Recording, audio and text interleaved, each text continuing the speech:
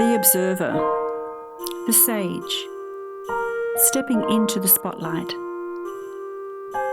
If your ideal pastime is to curl up with a good book, shut out the noise of the world for a while, and to indulge in pure escapism, or perhaps enjoy increasingly your learning capacity, then you may well wear the mantle of the observer, also known as the sage. Their characteristics include an unconventional curiosity, intelligence, and intuition with a real thirst for knowledge. Learning comes high on their list of priorities, and people who need their expertise gravitate towards them. In light, you are wise and insightful, understanding and analytical, and have a real mentoring, teaching quality about you. Once upon a time, these were the scribes, the monks, the philosophers of the world, which is why they're often referred to as the sage.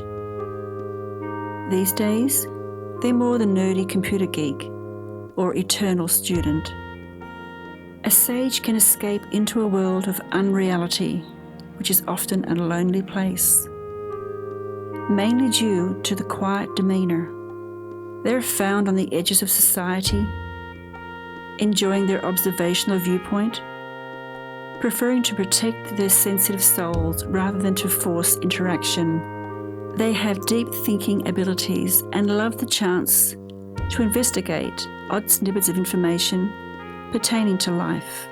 They have the capacity to see all, but often fall foul to their darker characteristics. What does that mean?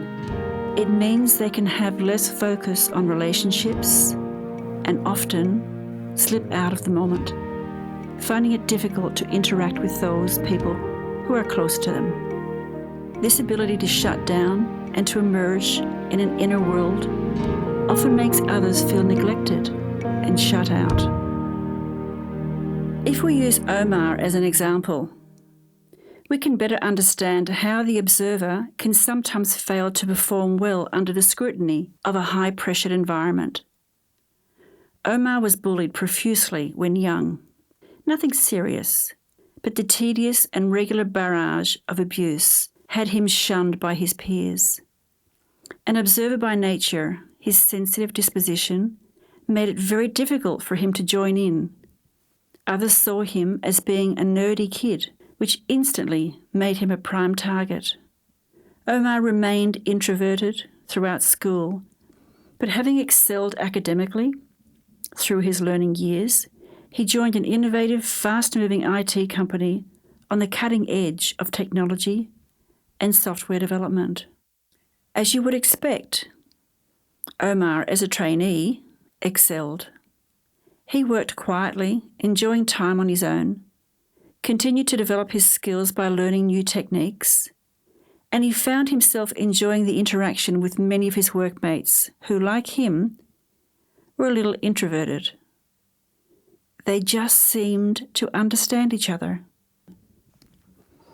Omar was asked to project manage his newly designed software and train the customer service team to use it efficiently and effectively.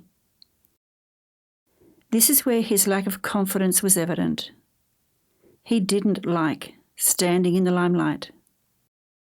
It became even more evident during the training sessions as he struggled to manage a loud and unfocused group of employees. He found their inability to concentrate and their high volume highlighted his inadequacies. And this was a sinister reminder of his earlier school years being bullied, and he didn't relish his time in the limelight.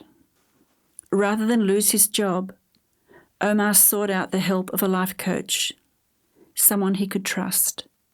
This allowed him to see that confidence and communication were simply a new skill set that he could learn. Tapping into his intuitive wisdom, Omar already knew that learning means power.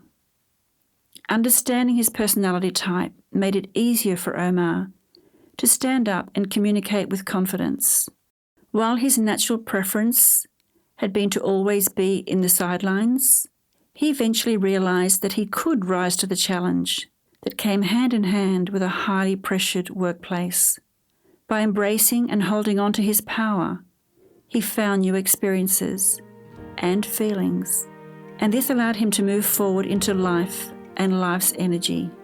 He understood that sometimes you need to move away before you can see where you are. He discovered that knowledge can be a fortress or a drawbridge to new experiences.